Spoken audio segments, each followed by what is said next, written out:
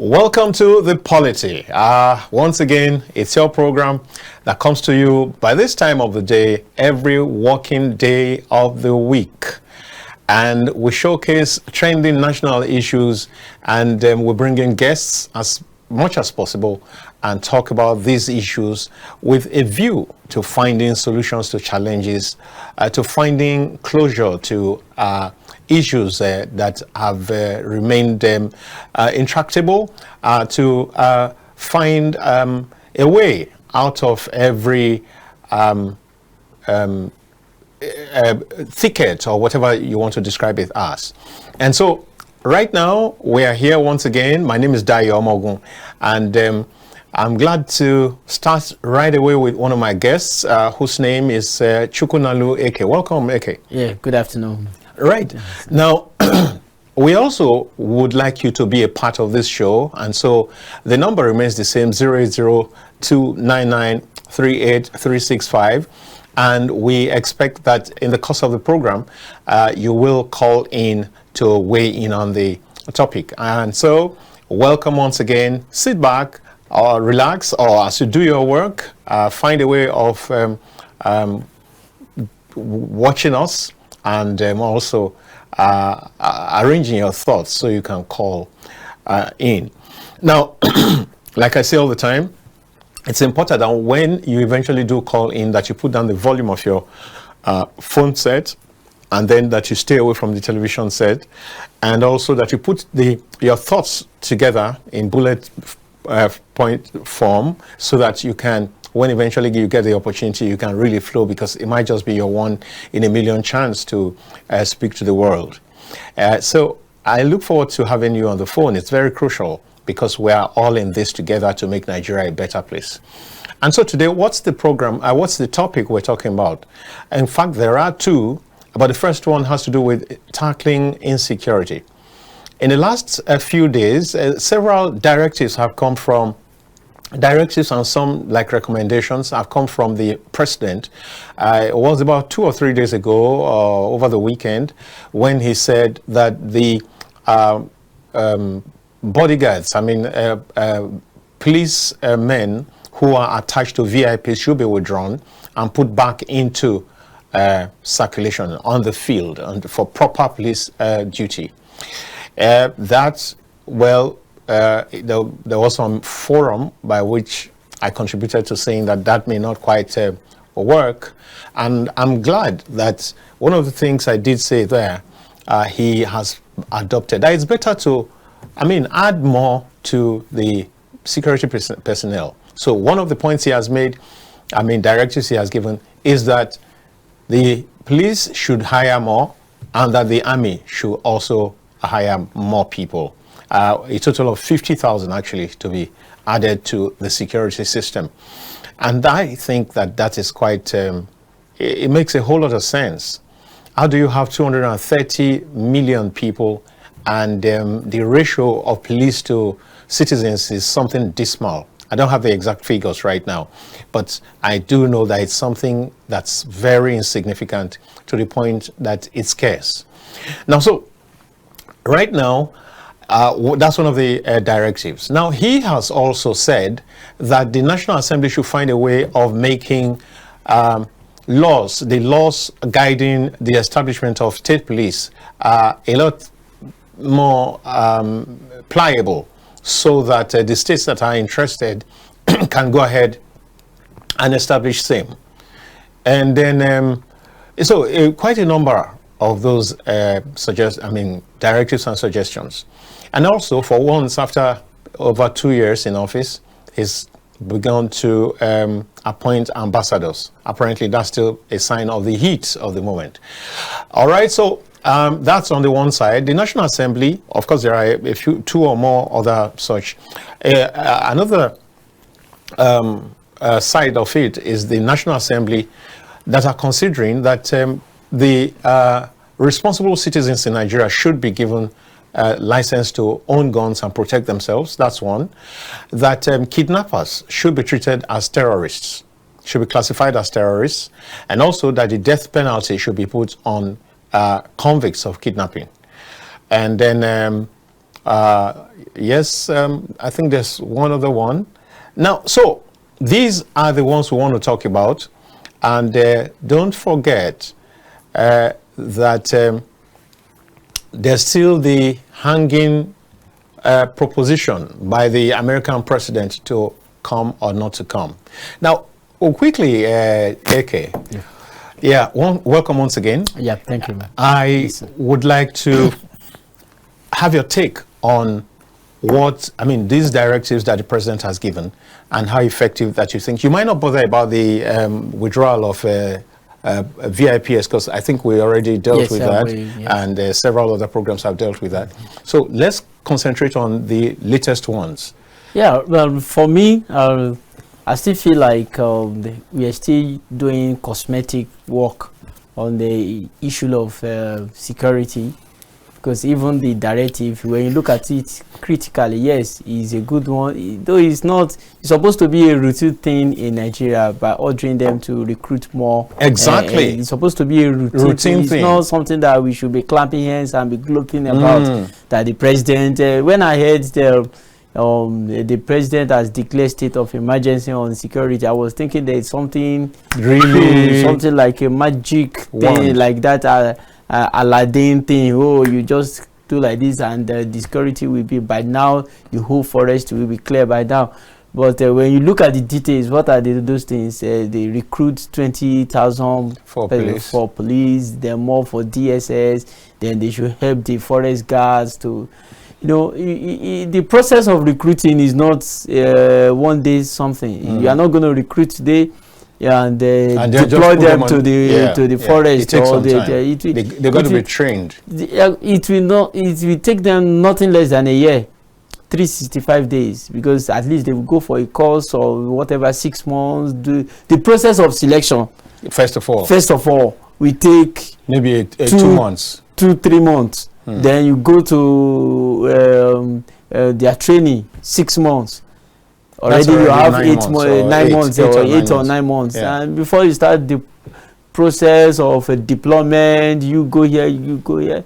So a year is already gone. So what is the state of emergency in that? I'm not seeing that state of emergency, my own mindset of state of emergency. Right. So when you talk of state of emergency, I was expecting that like the police, the DSS, all the something of quick action. And we'll be by now. Yes, I understand the fact that there are some things of defense equipment that you don't buy off the shelf. You have to order, then the production will start, but there are also some that we can get. So I was thinking that maybe by now the planes are already coming, bringing such items, those ones that we can at least get right away now to start doing something. But I'm not seeing that in the president. So it still boils down that we are still playing politics with the issue of security with Nigerians. So I think that statement just came like, oh, so that people will see that he's working. Yes, he's working, I understand, but it's still, the whole thing is still political as far as I'm concerned. It doesn't have the kind of bites that you expected. Yes, that I was expecting when it comes to maybe after this we will ask you what kind of bites you are thinking about and what kind of actions you think can give that kind of bite. But let's take a break. I will get back to you after the break. Welcome back, dear viewers. And so we're back on talking about tackling insecurity and looking at the effectiveness, the possibility of getting results out of the directives that Mr. President gave yesterday or 2 days ago.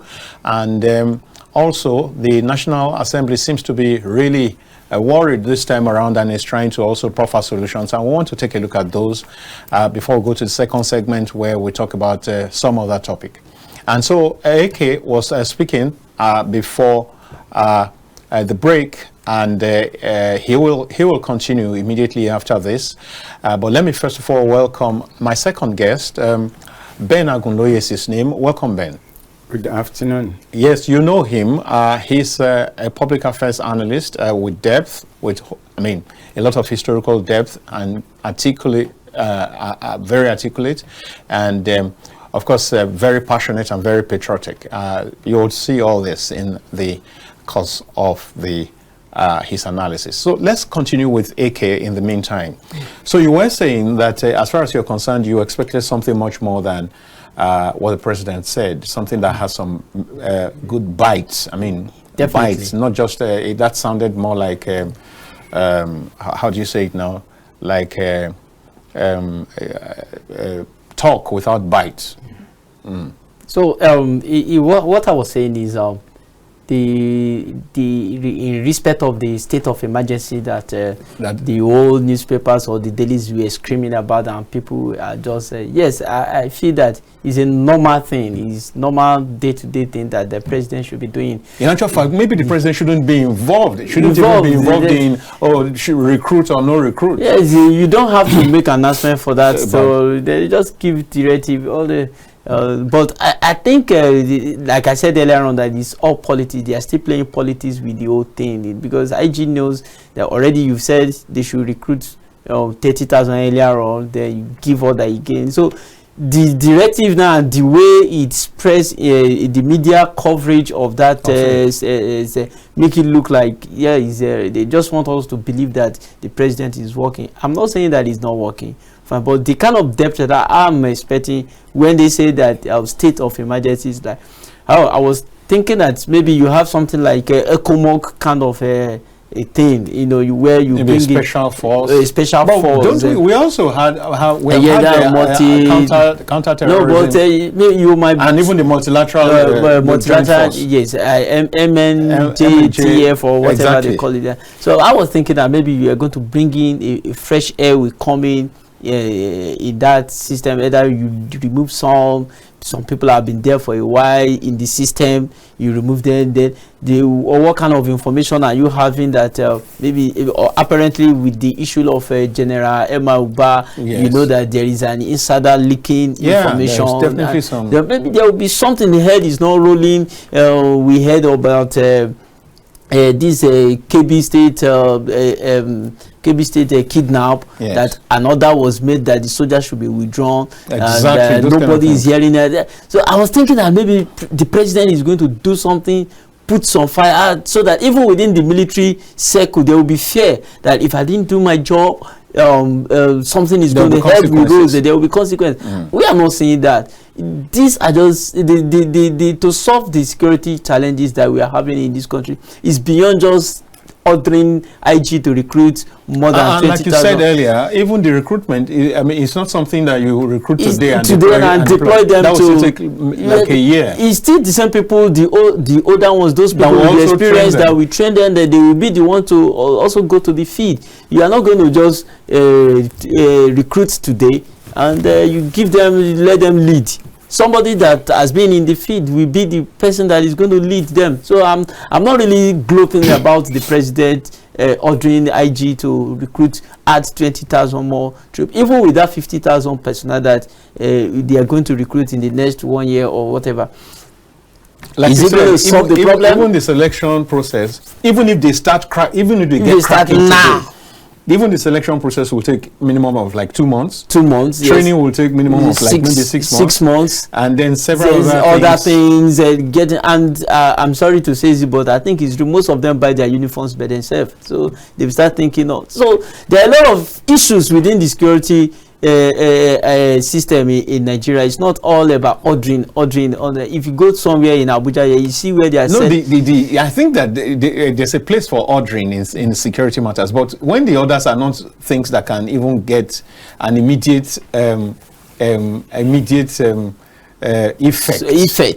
Then yes, it's no more state of emergency as they made us to believe that the president have declared state of emergency. Maybe it's not a problem of Mr. President. Maybe it's a problem of the media. That's captured. No, it's not the media. I don't think it's it's not the media. I think the media lifted it from as state of emergency. From the press release. All right. Okay. Yeah, I think the media man or the person that released the press release actually used state of emergency, and that is why you see across all papers and broadcast stations, you see them with that state of emergency. Okay. All right. So Ben, you are here now. I'd like you to weigh in on your general assessment of the pronouncement of Mr. President this last sets of directives. Okay, one of them is also that as much as possible, herders should end grazing and embrace ranching. Yeah. You see, basically, okay, we can start from where you end. I think that it is wrong for people who are talking about herders-farmers clash. Resource control clashes or economic clashes have heightened over the last 15 years, not just the last 80 years. And so basically, when you try to call it farmers herders crisis, you are actually trying to shy away from the real fundamental issues. There are land grabbing matters that has nothing to do with farmers and herders. And you see that in Osun, border communities fighting. You see them in Kwara. So we have issues, and the issues should be properly defined if we are to solve the problems. I think that is that. Now, as for grazing, of course, the federal government does not own the land. By our laws, the land belongs to the states. That's number one. Number two is that federal government, agriculture or livestock, as we may call it, the two ministries operates under what you call concurrent legislative list. It's not an exclusive. So which means that whatsoever the Ministry of Agriculture, the Ministry of Livestock is going to do in this matter, they need to liaise with the states and work with them. Which is why they are holding a council. I was making an analogy this morning that, look, assume Edo say no grazing, Ekiti say no grazing. If Ondo does not outlaw grazing, then there will be sufficient troubles. Why? Because Ondo and Ekiti has a long boundary, Edo and Ondo has a long boundary. And the border community, I always tell people, in the dry season, there is no difference between some Akoko Edo and some part of Akoko Ondo. They drink the same water, they put their fire in the same place, and so if they relate contiguously that much, because it becomes so it becomes difficult. Or say Afra, all the rivers in Ondo North transpire between Ondo, Edo, and Kogi, just like that. So they are into each other. So if you cannot get a meeting point across those platforms, expect that there will still be pockets of violence and pockets of confusion. So they basically need to sit down, look at these things holistically. If you are going to end grazing and you are going to have ranches, some of the states in the south used to have ranches. As a child, I would always remember I go to Akunu to see cattle. In fact, I go to Ekiti to see ranches. So there is a ranch land in those places. What has happened to them now, we can't say. But if you are going to reactivate it, in those days when they were working, I know they have water points and some other things like that. Now, in modern time, if you are going to bring back ranching, it's something that we need to sit down and plan. You have to look at the primary health care for the people who live on the ranch or around the ranch. You need to look at school for maybe the children that would eventually have to grow, because it's going to be a new community, whether you like it or not. And so there has to be facilities to service them. Now, if we have not planned for how to make them healthy, how to make the children go to school, and a number of other related matters like that, and possibly how do we move cattle from ranch to ranch, from ranch to ranch, from ranch to market. I think those roadmap need to be in place. So when you have those plan and process in place, then you can now come with law. You don't come with legislation before making the provision that will make the law effective. So for me, I think that puts that in that perspective. Now, when you come to the general issue but maybe I should intervene here. I am aware that there's the National Council on Livestock Development that is holding right now in Adamawa. Actually began 2 days ago, and I think it's rounding up today.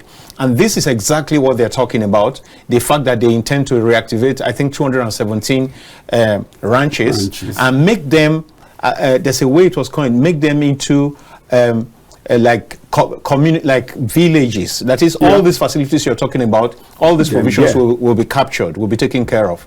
So they are already trying to put all this in place. And so Mr. President also adding his voice is just a way of also saying clearly that, see, we cannot remain here, we must move here forward. Exactly. We can't continue grazing. We just must move, even though it has not been banned as of now. Because I know that yesterday we also had to begin to publish stories to say it has not yet been banned, because some media outlets ran with that.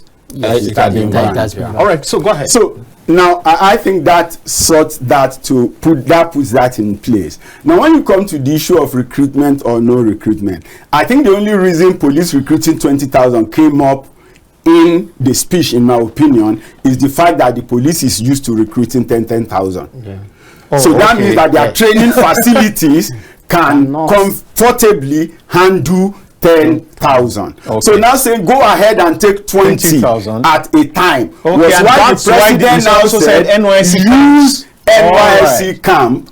So don't come back to me and say exactly we don't have training facilities. Right. The NYSC should provide you with their camps. Some of their camps, and some of their camps are good enough. In fact, some of their camps are better than Ikeja Police College. Apart from maybe you talk about armory or range or stuff like that. Which can be put in place. Which can be put in place, or which you can even transport them from wherever the camp is to where they need to experience a shooting range.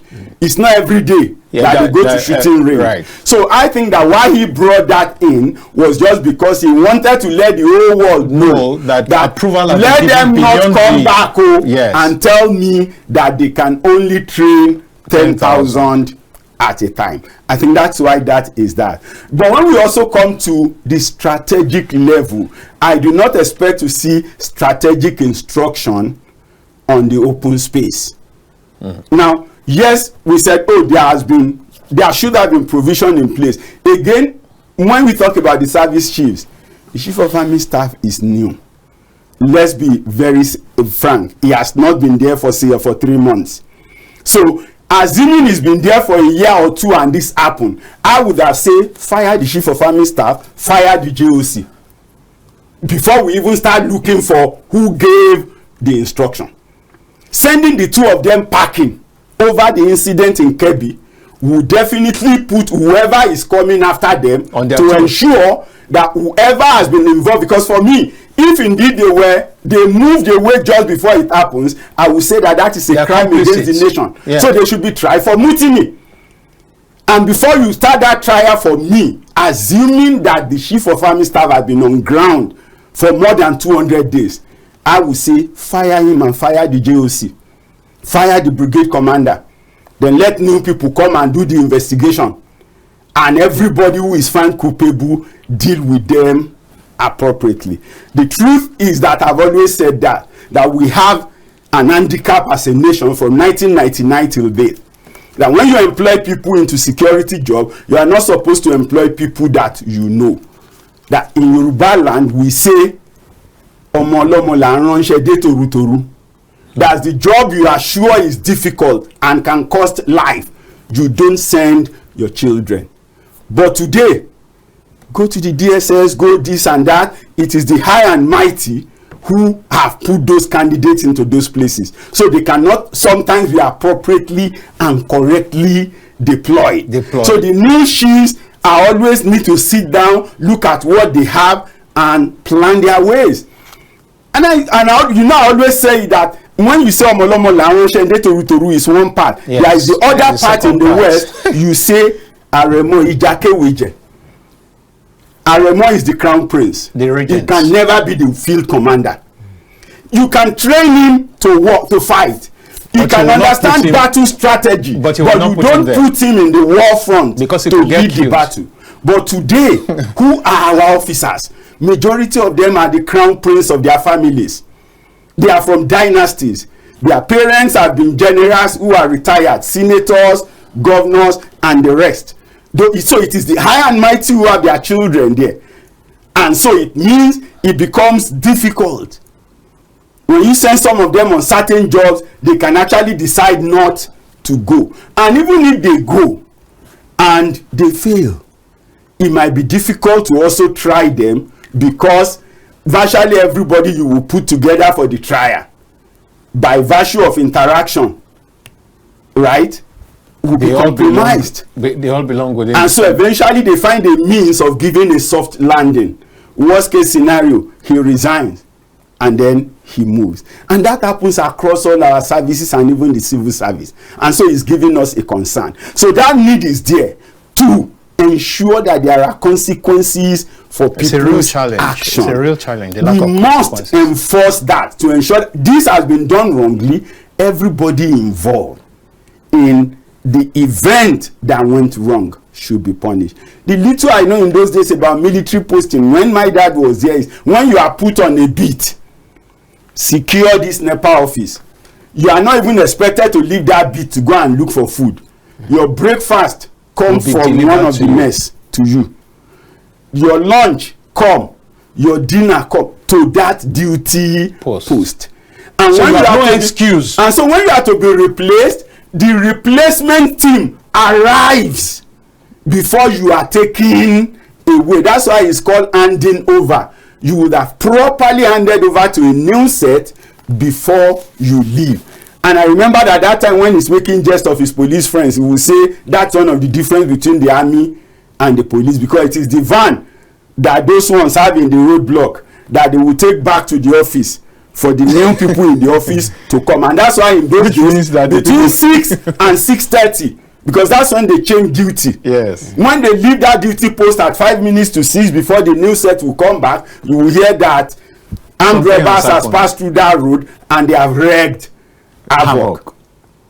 Because it is the same vehicle. But the army was never that way. So why they will leave their duty post without a replacement in place? Whoever gave that order at some point should be identified and should be tried. Yeah, that's why I was going to say, when you said they should be tried for mutiny, I was going to say that they may not be the ones who are actually mutinous. It might be an order from someone who maybe then can be charged for that. They are accomplice. It's just like there is a coup. You are just obeying an order. There is a coup you are not find at your duty post. You obeying an illegal order, right? Makes you an accomplice. But they might not know whether it's legal. It's legal or illegal. That is illegal. That they will define at their level. But at my level, I will accuse them together. The military is simple. You are guilty until you prove yourself innocent. That's military rule. We are not talking about civil rule here. Right. You are guilty until you prove yourself innocent, which is opposite to what is obtainable in the civil system. And that's why you innocent until proven guilty. It is you that will prove yourself innocent, not the system that will prove you don't know. You will prove that you are innocent, and then you are innocent. But you are guilty currently, as you said. The crime has been committed. The gap has been left. So in the first place, it was your duty, and you were not found there. So you now need, and then the problem. So until you now explain properly, and then we are sure that you get a proper signal and a proper order, which form the basis for you to leave. And when you are leaving, you also still need to come up with what was the cover up or what was the backup provided. Because whoever commands that unit, if it's even just a lieutenant colonel or a warrant officer, should have been able to know that this is a strategic point. If we are to leave, what backup will be in place interimly? So for him or her not knowing at this stage, I think that is incompetence on his part. If you leave it at incompetence, is it correct to leave it at incompetence or complicity? I would choose complicity. I would choose complicity because DSS came out to say that they have an intelligence report and they gave it out to Kebbi State. Is it DSS or the Kebbi State governor that made that there was intelligence report that says that something is going to happen in that particular school? Now, if that intelligence report says that, and you still leave and you withdraw. No, the soldiers, they might not know. But there will be an order that say leave, and that is where I was expecting Mr. President to declare the state of emergency on that intelligence sharing, because you can't tell me that the GOC is not aware of that intelligence. If the governor is aware, you can see that Wike had meetings with all the security agencies here in Abuja yesterday. So that same way the governor should, I think they do. Of course, you have security council in every state shared by the governor. And GOC of each state or whatever division they call it will come to that meeting. The commander, the police commissioner, all of them, they come. So definitely the GOC will be aware and of that intelligence report that says kidnapping is going to take place or an attack is going to take place. There will be an incident. And yet you still order these people. So these are the things that I'm expecting the Mr. President to order. And so check this. Check this, what happened, at what time, who authorized, who gave. Look at what happened in FCT. I think the mandate secretary gave an order to that all schools should be closed by Friday. And the minister came out yesterday and suspended the mandate secretary and said there was... He didn't discuss it with him. He didn't discuss it with him. Is it mandate or somebody education secretary? Yes. He didn't discuss it with him. The Wike did not give you the order. They didn't discuss it with the security people in there, and you just gave her the order, making panicking everywhere, especially among the parents, because based on what is happening there. So you can't tell me that the GOC and the brigade commander and the commissioner of police, they are not aware of this thing, of this. So what I'm expecting the Mr. President to do is to declare state of emergency in a form. I don't want to use the word committee, because we abused the word committee, but just form something that at least we make it work. Maybe qualify it with high-powered. That is another word that will be. It's still the same thing, but like I always say, there is no theory or no program that you bring to Nigeria. It might work in the other places, but when it comes to Nigeria, there's something called the Nigerian factor. The Nigerian factor. So I don't know what we can do, but the Mr. President need to do something in such a way that when we say emergency, then it means emergency, and it means it's emergency. Maybe so as far as you're concerned, sorry. Ben, you also tend to toe both of you tend to toe the same line that this is nothing very emergent. There's nothing very emergency about this emergency. No, there is something actually emergency about the emergency, if we want to put it at that. Right. Using the word suggests that as against as against the normal troop movements, there has to be changes now, wherever the troops are required. So people know that, it will not be strange now to see soldiers moving from one point to the other in the nation rapidly over maybe the next few days. Because the president has said some things, because when you call it emergency, that's a change of protocol. That's a change of normal, regular practice. That's a change possibly of in the boundary. So if you now begin to see people coming as far as from Akure to close to Kaba, whoever is the brigade commander or the people in Kogi will not have to complain, because they know we are in a time that is absolutely not very normal.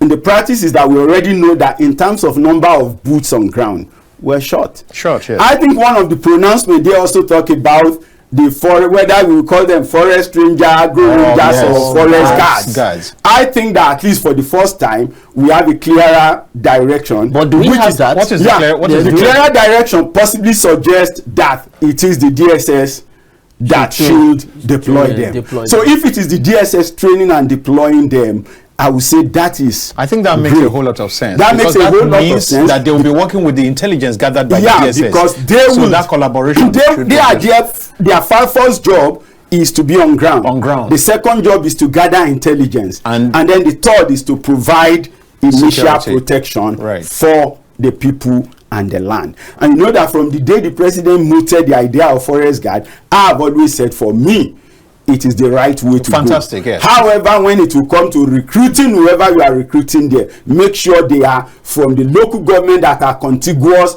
to the forest. Don't go and carry people from Otukpo to come and guard in Kogi boundary. No. Let's have people who are from Kaba, who are from Akoko Edo. People who are from that zone, because the primary job is to protect their own families.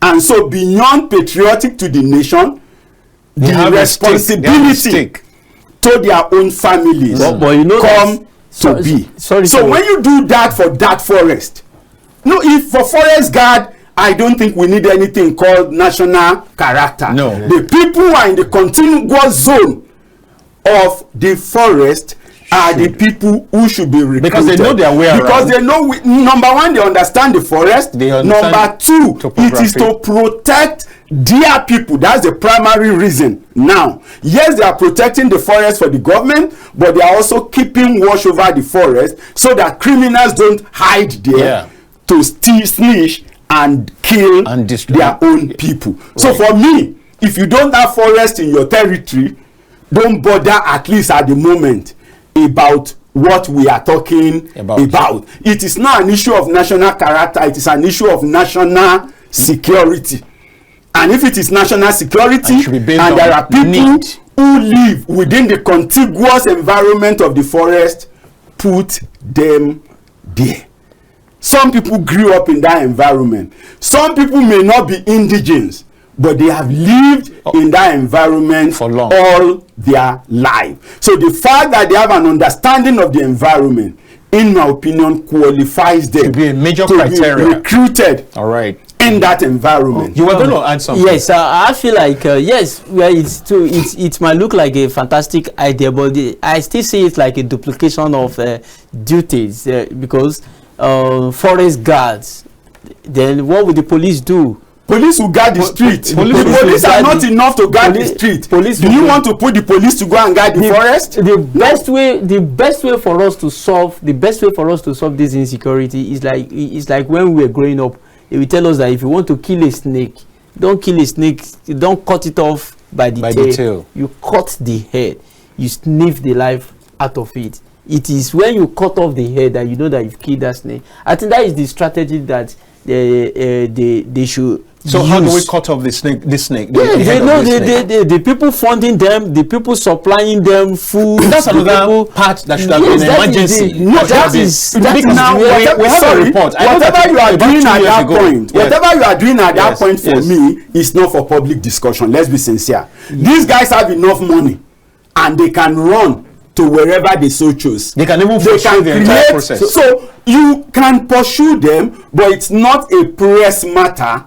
Pursuing so you are saying it's possible that is on the cards. Yes, frustrate their activities. Like I said, cut them off from the forest. If the forest is safe, police can now manage the street. Civil defense can now manage the infrastructural facilities. But the forest itself, at the moment, so with that now, they will be trained in firearms. They are going to have armory. They will be trained in firearms. We are still talking. That means the system, the armory in the system will also increase. Because whoever that is going to be the DG or whatever name they are going to be the head, will also have budget for armories. And you know, and the thing is increasing, and you are training more people in the use of arms.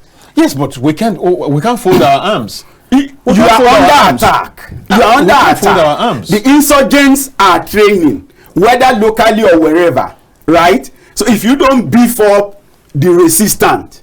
Now, when you look at school issues, when we were talking about safe school program, yes, part of the safe school program was building resilience.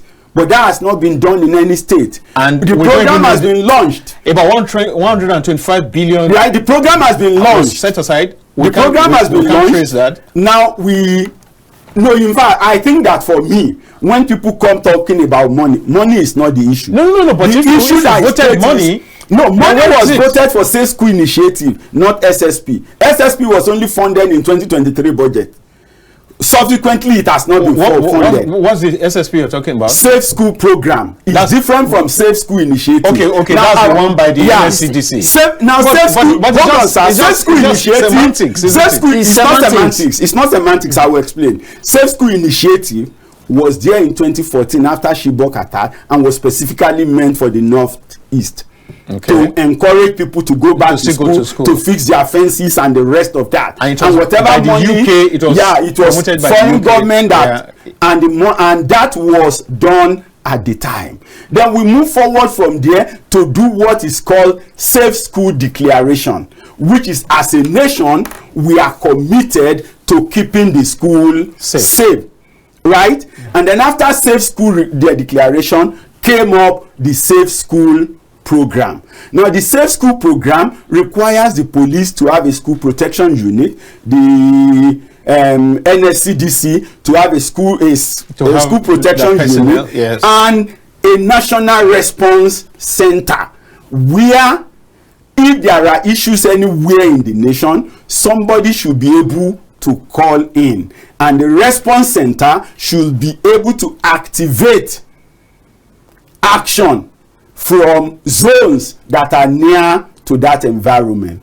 Now, I know that they actually try to put up the center, but how effective the coordination has been from 2024 to date is what I can say. Now, those are where I expect the National Assembly to have put their head in their oversight function. The police, you have spent this building your response center.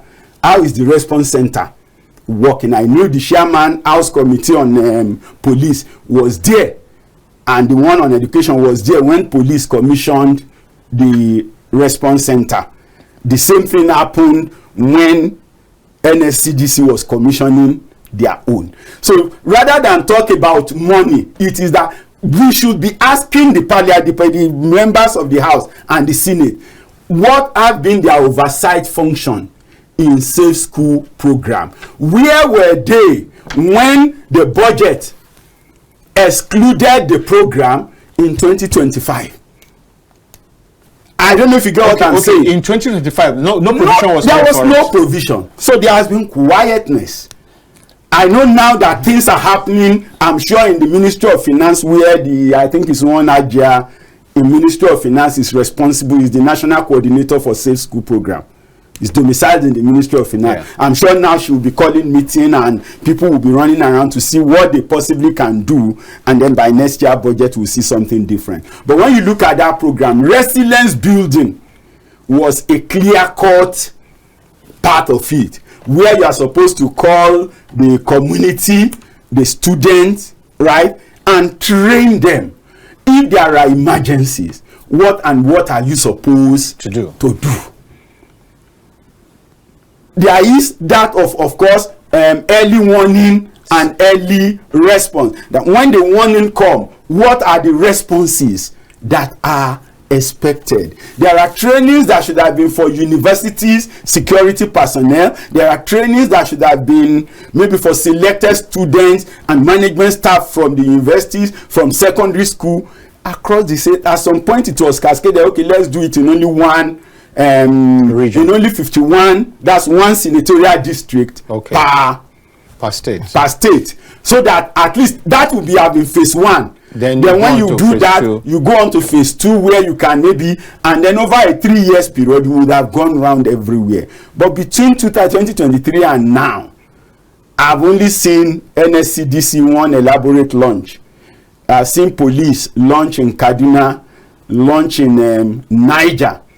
Yes, they've done something in Lagos, but what they did in Lagos for me was very far from the concept or from what you would have seen if you have looked at the event in Kaduna and Niger, where the hunter, the vigilante, the religious body, everybody came together, including the students, the private school owners, the principal. So all stakeholders were on ground, discuss what the vision is, how they are going to relieve, and how they all right. We're going to have to. But that has not happened in other states. And National Assembly hadn't asked question. Why is this not happening in Nigeria? Right. If you want to make money, just speak sweet, clean, long English. All these safe school projects, safe school initiatives, safe school this, safe school that, all can still be handled with our police. You can imagine a police officer holding gun in a school environment. How will the people feel? How it is creating another thing to the psyche of that problem. We are not in Somalia. So I think the security architect, all these long English. What alternative would you prefer? Let us look for the head of the snake and cut it off. Like how? Financing. Who are financing this insecurity? You know, we have overlapping security challenges in Nigeria. Boko Haram, banditry, and we still have pocket in the cities, armed robbery, a kind of a thing. I don't want to believe that the system does not know these people. It's not possible. I don't want to. I don't want to believe that the idea that they don't know where the money is coming from. No, all these transactions can be traced. Easily. It can be traced. Either let them bring. Okay, how did Nigeria go to know? South Africa got to know that during Jonathan's regime that they were bringing $10 million through a chartered plane to South Africa to get arms. It was through intelligence. So the Nigerian government knows. That is why when I saw the release that President Tinubu appointed Kola Are and Ayodele Oke as ambassador, I was happy because I know that it's a good one. Yeah. For me, I clapped for him on that because it also helped our intelligence from other areas, because these are the people that is their feed. That's well thought out. Yes, that one is well thought out. So I agree with. So with that, we'll be able to track these people. How did Nigeria win Biafra war? Economic strangulation, yes, because there was no food. People were there, they were not eating. If they can surround Sambisa forest, no going in and going out, do you think that they will survive? Honestly, I find it funny. I find it funny all the time that you keep talking about this Sambisa. No, do you have enough men to surround on ground to surround Sambisa? Do you know the size of the forest? 1.5 times Anambra State. 4,000, about 4,000 kilometers. 6,000. Yeah, about 6,000 kilometers. So that forest is bigger than Anambra. How did Nigeria? But the issue is this. Now we have a lot of other. I think we have not. No, that's why I said priorities. What we need to do is this. No, let me ask you. Yeah. This state, Anambra state elections. Yes. How many people were posted there? How many security? About 40,000. 40,000. Yes. Of police. So, are you saying that if we truly prioritize and say this Sambisa we want to comb it, this Sambisa we want to disinfect it, we want to what's that other word for cleaning up with chemicals? Want to fumigate this place? Are you saying that we cannot devote 60,000, 70,000 from all the different kinds of forces and paramilitary whatever to ensure that it is done, while also circling above, while the Air Force is also circling above and bombarding, and so whoever I don't think this is rocket science. Yes, it is not. I don't think it is rocket science. But we actually, as of today, do not have the. Okay, if you take 60,000 soldiers, if you could take 40,000 for elections, why can't you devote 60,000? Defense. No, you would send police to Sambisa, and even by the time you take now take note, election is a 2-3 days event. Yes, and it is over. So you are taking them to Sambisa for maybe 21 days. No, let's do like a week. And you can't do a week and cover that forest effectively. We can. Now, and again, hold on. Let me also say this. You send them there, they comb the forest, you disinfect it, right? And then they come out. Is it not? Leaving no boots on ground. No, who says you can't leave some but down? What structure do you have to now put them on ground? That's why we said the idea or the direction of the forest guard system would actually handle that. Let the military do their job. Let the police do his job on the street. Get some people whose job will be to permanent. It's like now, as a child, when you are pursuing rat, you set trap, you catch 4, 5, 6. The rest will remain quiet, right? Yes. But after a while, you see them move around again. But you know that if you have, instead of that 4 traps, if you have brought in a cat, right, the cat is permanently around and it keeps the rat at bay. even when they think everything is calm, he's still cashing them. So rather than you deploying your energy to be setting the trap and be managing it, and other people even getting injured, if you have deployed cat, right, you can focus on your other assignment, and the rats will be effectively managed. So for me, if it is the forest, let's have people who will be on ground. But we don't have them on ground right now. What happens between now and when these people will be ready? Yeah, while you are getting them ready, you can only shuttle. Now, take note that Sambisa is not the only forest that we have. Can we do one at a time and really? Now, by the time we go to Sambisa, what happens to the other? No, I disagree on that, because sometimes when they are in other forest, their main leader might be in a particular forest. When you take off the leader, the followers will scatter. That's what the Bible says. So by the time you will surround, look at this Osama bin Laden. Since Osama bin Al-Qaeda has not been, yes, there were pockets of moving to ISIS and all those things. You understand now? If the government are serious to get rid of Boko Haram, we need to begin to move away from this. To get rid of Boko Haram, they can do it no matter how big Sambisa forest I'm not going to, we can't prolong. Let's go to the Nass part, and if we can devote about 5 minutes to that, because we also need to go to the second segment of this program. Now, so the National Assembly is saying, let's classify kidnapping as terrorism. The National Assembly is saying, let's put the death penalty on kidnapping.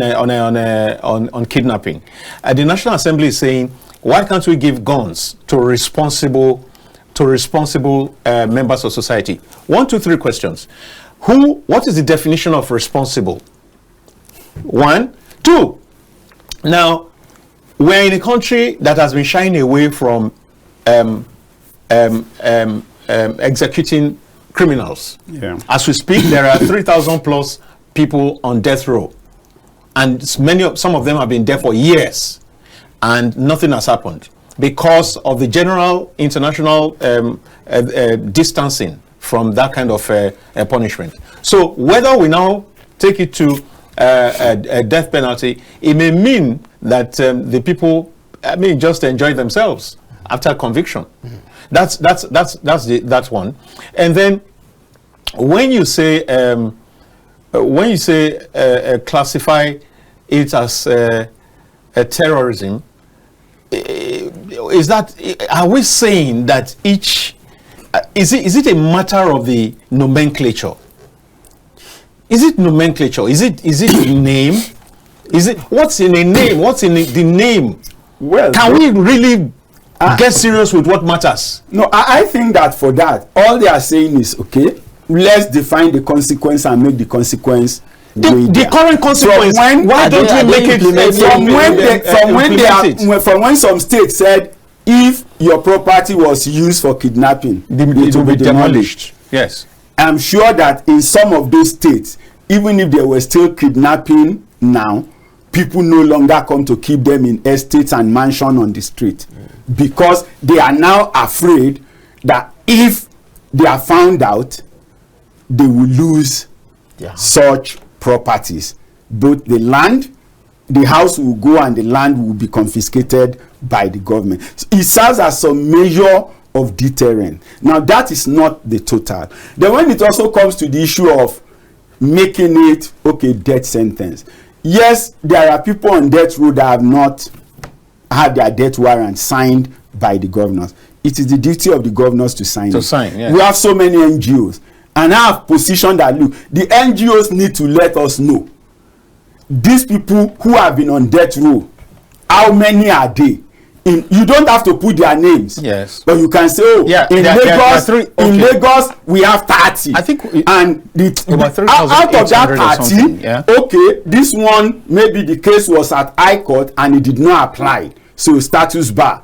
That means he cannot do anything legally again. This case got to the Supreme Court and has been confirmed. These ones, their appeal are still pending, ongoing. Ongoing. Okay. Yeah, ongoing appeal. Yes. So if that becomes the case, so at any point you can go to a dashboard and see part of the responsibility of the governors is to sign the death warrant. And then you have like 100 or 200 people who have been successfully prosecuted, and judgments have been obtained, and as a governor you are doing nothing about it. So if you now sit down and you are talking to the police commissioner, go and catch this criminal, go and catch that armed robber. Exactly. What's the motivation? The figure is there for people to see that the ones they have catched in the past and have been prosecuted, you as a governor have not done anything about it. But rather than the generalization of 3,000, no, let's know how many are there per state. What are their status? I think one of the NGOs in the justice or human rights sector should be following up on that. And such record will then put, because that will add to the responsibility or non-responsibility of the governors. Do you know why we will not get that figure? We will not get that figure because of corruption. Why if an NGO sit down they will get will not even because we don't need NGO to help us to get that. Correctional services should be able to have it in their system. They definitely do. But he's saying they will not publish such a thing. So an NGO need to create a database where such figures can be published. We are not asking for their name, like I said. Yes. If you are interested in the name, you will get the right authorization and go to the correctional service. But let's have each of the 36 states and the FCT. These are the number of people on death row. These are the star. Okay, so it is 10. You can't do anything, but their case is already concluded 5 years ago or 3 years ago. We don't need their name. That shows. So when we are talking about their name will come up at the point of execution. At the point of execution. But right now, since 1990 date, I don't think any governor have signed execution of any. That's why we are saying some governors also possibly might not even have people on their neck, and the figure varies. But the thing is this: until we publish, until we really put the figures to it and break it down, we won't know where the problem are. So, and then the governors can now come up. If they say, okay, you have 500 people on death row on your neck and you have not done anything, okay, is it that you want to review their case and see if it can be converted maybe to life imprisonment or whatever you are, but you know that there is a pending action on you as the governor for these 500 people. Some of the cases have been pending before they become governor, and some of them. But it doesn't matter. Some of them don't even know that such are in place. So bring up the record. Bring up the records to refresh their memory. All right. And then their memory is constantly refreshed. And then as a people, we can then hold them responsible. See that NDLEA have done their job, the police have done their job, the DSS have done their job, the judges have done their job, but you as governors have failed. Some of those trials took 10 years. Well, is this not a problem, an international problem? Because around the world, it looks as if there's what is it called now? Human rights. And that's why we say commit them based on, you can say, okay, you are committing it to life imprisonment. But that is something should be done. Something should be done. You don't leave them like that, because you told somebody you have been committed to death, and then 10 years you're still and you're feeding him. He's occupying his space there. He can no longer think creatively. Exactly. Because it's not adding value. If you have put him to maybe 10 years imprisonment or 21, he knows that one day he will come out and then he can be creative for himself to look at when I come out. So it means that what the National Assembly is asking for has already failed, dead on our arrival. Because when you term kidnappers as that they should commit as terrorists, get a death penalty. They know that nobody is going to sign their death. So that's the point. That's the question I'm asking. So it doesn't make sense. It doesn't make sense. It's not going to. Now let's quickly go. Okay.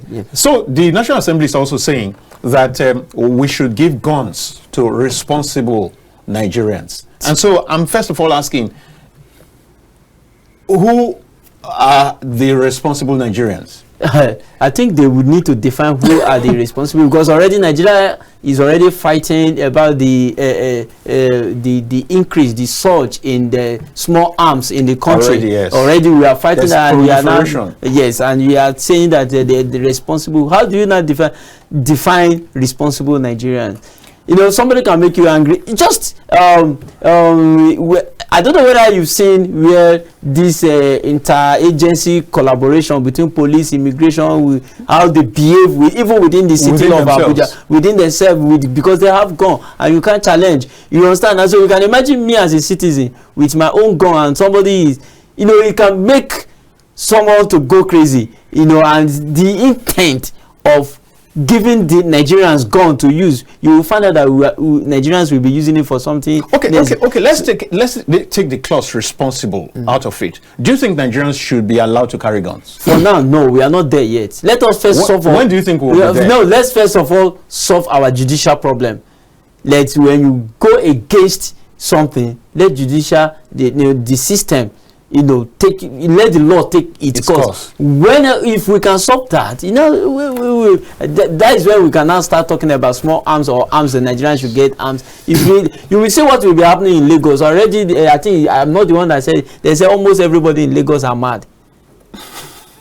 Yes, because you know, when psychology, a little bit of madness is extending to Abuja, because when you come to so because of frustration, or because of something happening to you at home, and you have gone, and somebody misbehaved, maybe just issue or you scratch me. Maybe my own little take is that yes, you will have an upsurge in those kind of situation in the short and middle term, but in the long term, everybody will behave themselves, because it's like the Cold War. The Cold War between, for a long time, USSR and USA. The Western, you guys know that, man, this guy can finish me. I also know that I can finish this guy. Sometimes it might just be who strikes first. And so that already keeps people in their spaces. Without the law, some of these kidnappers or the bandits, the kind of gun they are using RPN. They are not using rifles. They are not using AK-47 as they are using RPN, GPMG. Now, by the time the gun they are going to give the citizen, maybe is going to be pump action. What will pump action do with RPG? There will be great difference. Well, you see, let me actually come in this way. We have 1 minute. I think that we should actually not even talk about the issue responsible. How many of the senators in the last 1 year have not drive one way?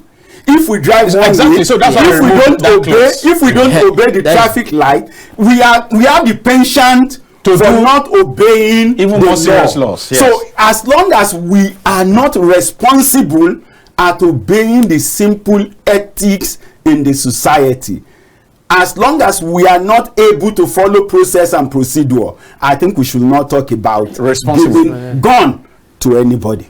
Everybody. Okay, yeah. So both of you are agreed. Yes, something that should not die. All right, quickly. Let's take maybe 30 seconds break and get back to the second segment. Welcome back.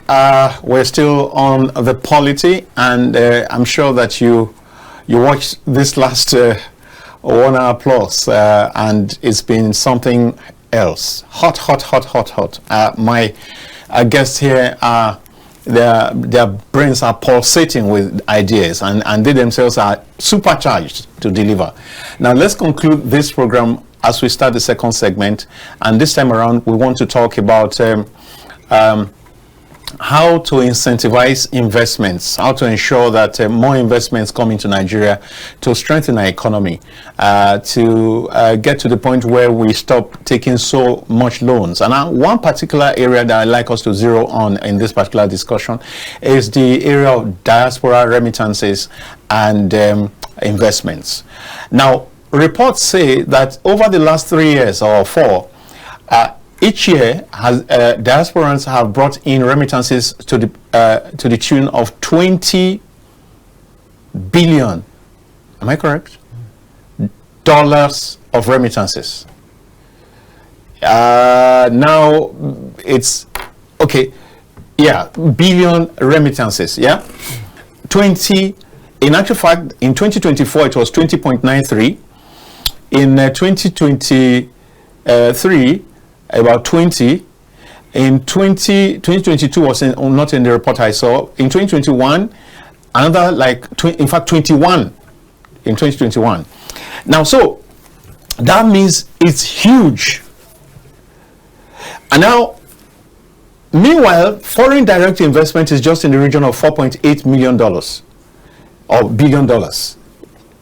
And whatever it is, I'm sorry about this, confusing it whether it's million or, please permit me, please forgive me. But whatever it is, you can see the huge difference between what comes in through diaspora remittances and what we get from foreign direct investments. Now, don't forget, that is possibly the least that we can get from diaspora remittances if we put our hands together. There's nothing, there's somebody doing some analysis and saying there's nothing stopping us from getting $60 billion.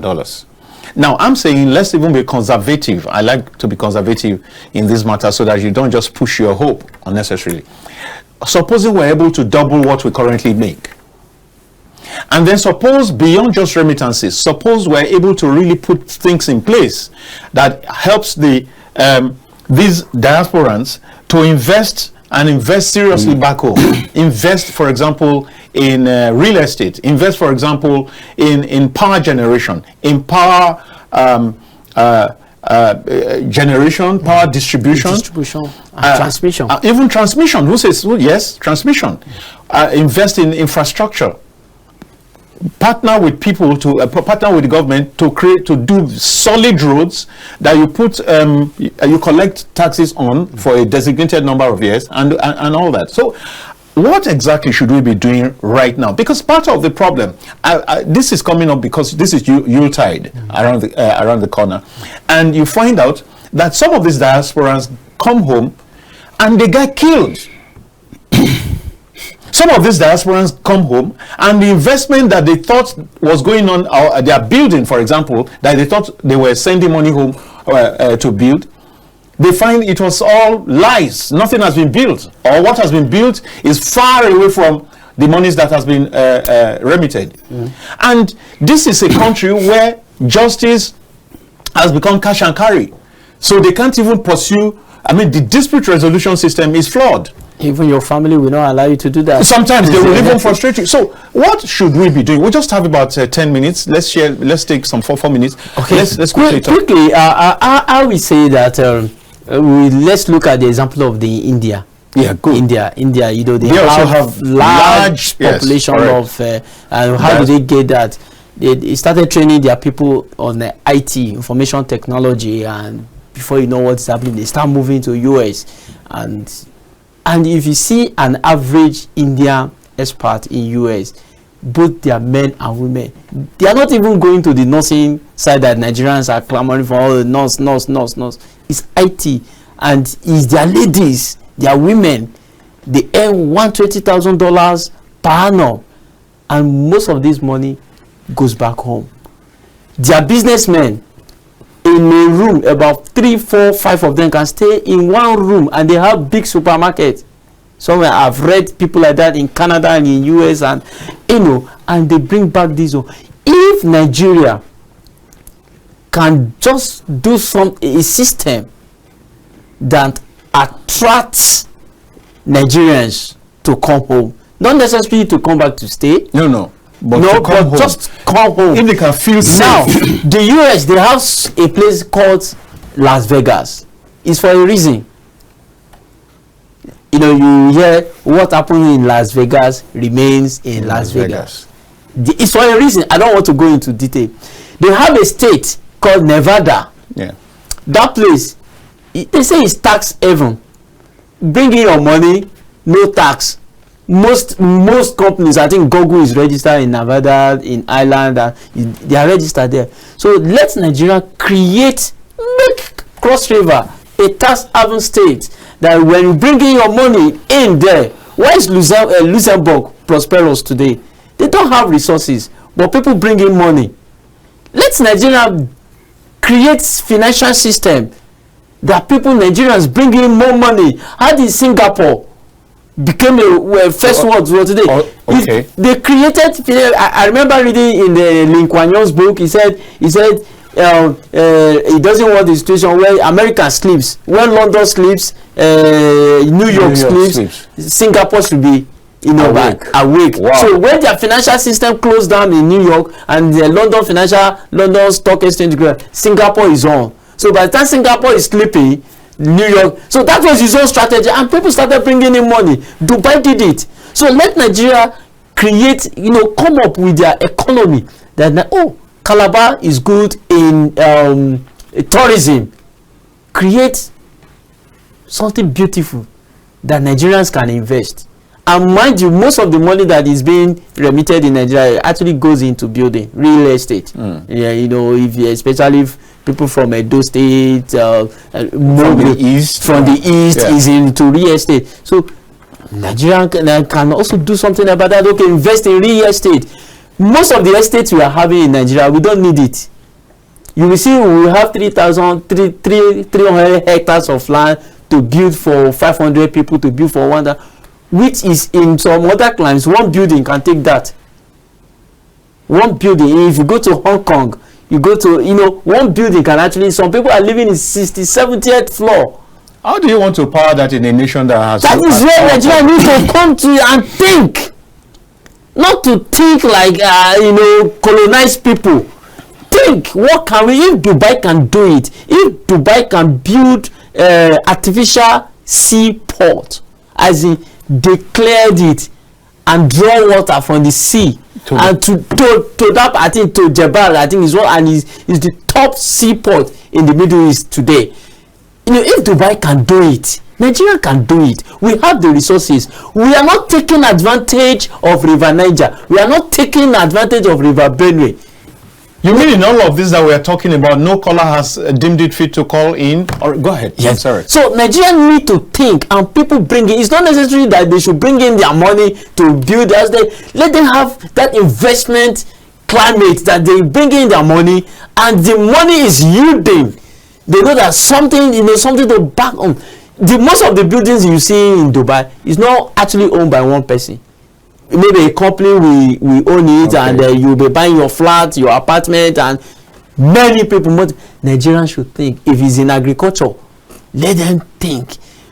Nothing stops Nigeria from piping from River Niger or River Benue to Sokoto for artificial irrigation, to do irrigation for 40,000 hectares of land in Niger. I'm sure we're going to go there now, since the emphasis is becoming a little on ranching. We don't even need to pipe water River Niger to Sokoto. Nigeria is the most drained nation in the world.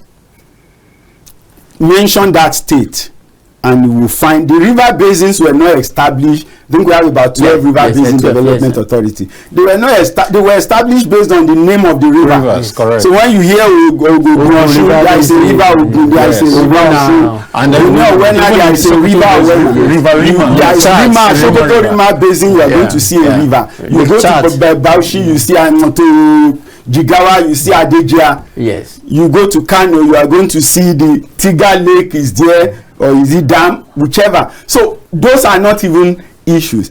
Seriously, if you're looking at driving investment, we need to look at our policies on one part, but we need to look at the security on the other part. Exactly. When you keep having issues of security and instability, except people who are selling arms or doing illegal deals, you don't want to take that risk.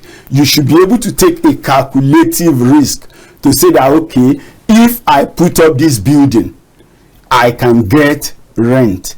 Some of the people who do mortgage in the UK is not because they want to live in the house. It's just because you are sure, okay, this rent will come every year or every month, and so you can plan your budget as to what you are doing with that money. But on our part here, when I deal in archives, and you are going to see that a lot of records are missing from some places, and when you find out there were no public holiday for those days, but somehow that environment there was also no work. It's not a bank holiday, but the bank cannot open because there has been crisis. The land is available. We are not landlocked. I think that's one of the issues possibly with us. We are not landlocked. We have enough land. We have enough water. God has blessed us abundantly. So we only need to put the policies and the programs in place. Yes, we talk about the road. Great. You can have always, I live in Ogun at some point, and I keep telling people that why is it that the road from Iwekoro to the border after Ilaro is not privatized? That's through Papalantoro. Why is that road not privatized? Somebody build it heavily from the Shagamu interchange and take it down to the border beyond Ilaro and put on that road a toll gate. Let all those trucks, whether you are going to Iweko, whether you are for Lafarge or you are for Dangote, pay toll gate, toll it, and you will realize that more than 2,000 trucks crosses that road daily as of 2014. 2014, we have more than 2,000 trucks plying that route daily. So if you decide at that time to charge a trailer 1,000 naira, no 500, why per day, per crossing, then you know how what money is coming. But up till now, that road is still in a terrible state. Cars can no longer go there. Now you are going to Shagamu from Iwekoro or from Ifo. You first of all have to go to Abeokuta. When you should already be at the interchange, you are just getting to Abeokuta, and then you are now taking your journey. So there are routes like that. We can decide to, okay, let's have consortiums, build this road, operate it, and then you can transfer it. Let there be a proper plan, a proper agreement, so you know what it will cost to build, you know how the cash flow will operate, and people can then put so security is paramount. But it's not working. The consortium he talked about is not working. We have 1 minute to go. Okay, because of interest. I remember Babalakin's by companies with that was one individual with by country. Then they also gave him for Lagos Ibadan Expressway. But there were a lot of because the bill of quantity was also not straightforward. A lot of things were not done in because the system is not the system allows yes, because we come right back again. So that's why I said it is policy. Because there should be an open policy to say this will be done. Yeah. It will amount to this, and then you open it up, and at that point individuals can bid. You define how the bidding will be, not that you just hear overnight that somebody you have concessioned this road to Mr. X. It is still the same thing. Let's look at Lagos Ibadan and Lagos Calabar Road. Let's say that's government contract. Yeah, it's still the same thing. Yeah, the same way. That's not private money. That's not private money. We just have to go. We just have to go, gentlemen. Thank you so very much. It's been a wonderful, wonderful time. I hope that viewers, you had a great time watching these wonderful soldiers beside me. These are people who really are desirous of having the country that all of us dream about. I do hope that that dream will be fulfilled in our own time. Can I get an amen? All right. So thank you for coming, AK. Thank you for coming, Agunloye. And my name is Dayo Omogun. And I want to say thank you to the production team, Capacity, Bright, all of you. Thank you so very much. And you, the viewer, you know you are very important in the scheme of things, and I give it up to you. Thank you so very much. Please do join me at 8. I'll be on Matters Arising, most likely with this my gentleman sitting next to me. Join us, and it will be another great outing. Thank you so very much for watching. Tell neighbors, tell friends about Kaftan TV. It's the happening thing right now. Bye-bye.